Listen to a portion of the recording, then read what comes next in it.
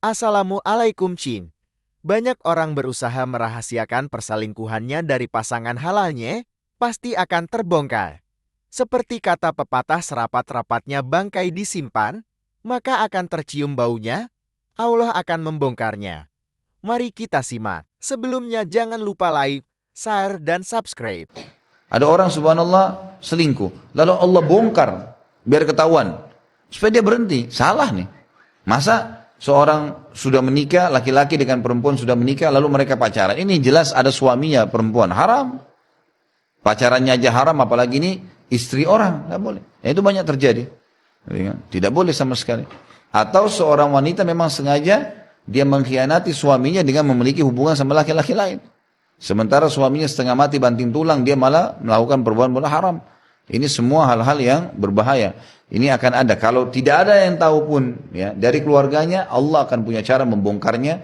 Kalau dia selamat juga, masuk pengadilan dituntut segala. Misal diceraikan, lalu dia bersama dengan laki-laki itu, tetap akan terjadi hal yang buruk.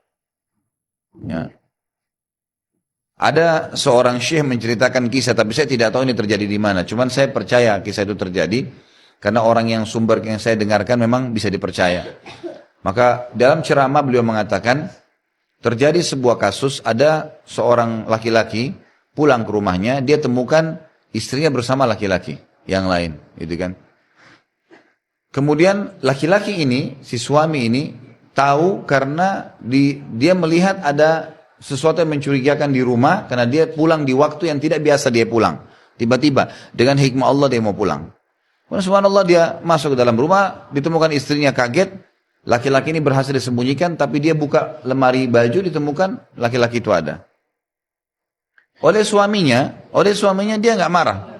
Suaminya nggak marah. Suaminya orang beriman kepada Allah, dia tahu ini ada masalah terjadi. Dia bilang sama istrinya dalam kondisi yang ketakutan, buatkan makanan. Masuk ke dapur sekarang buat makanan. Dipanggil si laki-laki tadi, duduk di sini kamu sama saya. Dikasih makanan, kamu makan sekarang. Kamu masuk rumah saya, kau jadi tamu saya berarti. Kalau saya diperintahkan dalam agama untuk menghormati tamu, tapi saya perlu ingatkan cara kamu salah. Dan apa yang kau dapat, dinasihatin lah. Apa yang kau dapat dengan selingkuh dengan istri saya? Dipanggil istrinya, apa yang kau dapat, kau selingkuh sama orang ini? Kebahagiaan yang sebentar, atau ketakutan yang lebih mendominasi? Sampaikan, apa yang kamu dapat? Dipermalukanlah, gitu kan? Ringkas cerita, setelah itu laki-laki itu tidak bisa makan. Bagaimana cara dia mampu makan? Tapi dibuat seperti itu.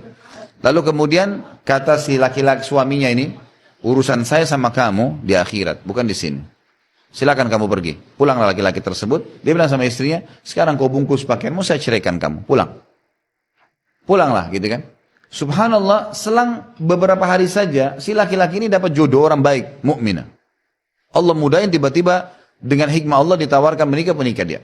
Si perempuan tadi ternyata waktu pulang melanjutkan hubungan sama pacarnya itu. Berjalanlah waktu, gitu kan? Subhanallah, 3 bulan rumah tangga mereka, ternyata perempuan itu selingkuh lagi sama laki-laki lain.